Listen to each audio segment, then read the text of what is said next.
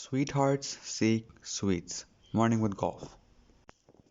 The main corridor at Defense Raya GCC hosts a number of sports like squash court, gym, yoga studio, pro shop, and gateway to golf course.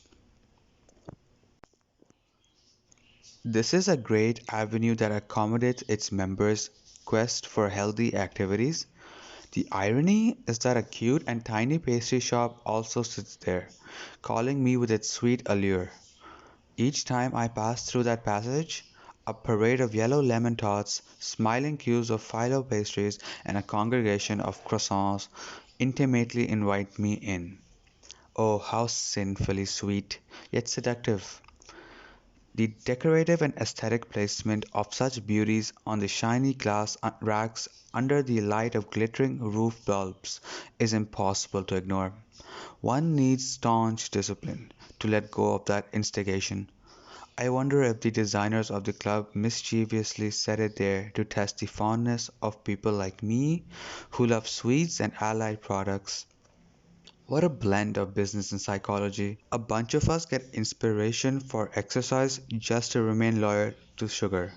My mouth swirls with saliva and my tummy growls at the sight of date cake.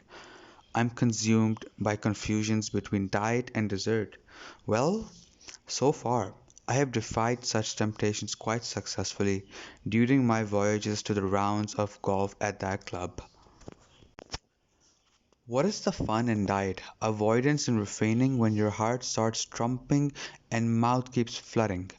Paleo diet, keto diet, vegan diet, low carb diet, Dukan diet, and many more surplus they market. That eating sweets has its own charms. Just how long will we make our uncertain futures wait? I would promise myself to refrain from the sweets, but they come in front of you in ways so many. They are present on birthdays, anniversaries, office promotions, dine outs, tea breaks, midway hurts, and at so many other occasions. No doubt people who go through diets and achieve their goals are people of determination and will. I do wonder where such magical resilience comes from.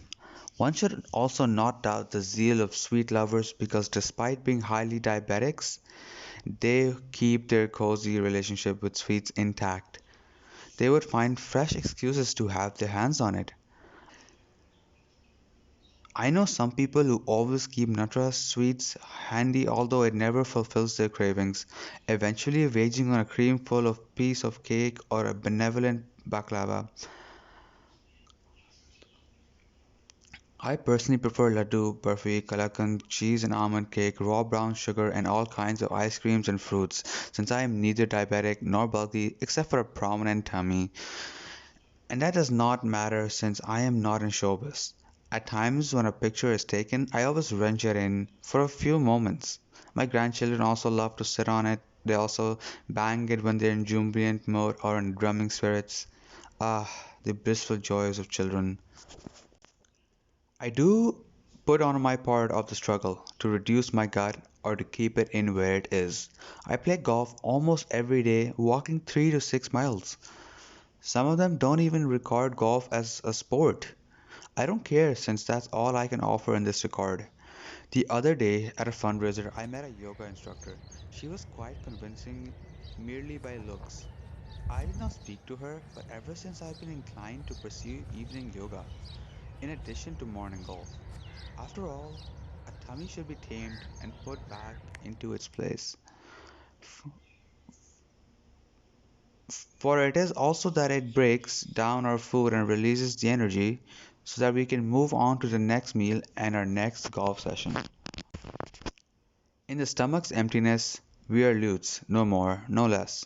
If the soundbox is stuffed full of anything, no music. If the brain and the belly are burning clean with fasting, every moment a new song comes out of the fire. By Rumi.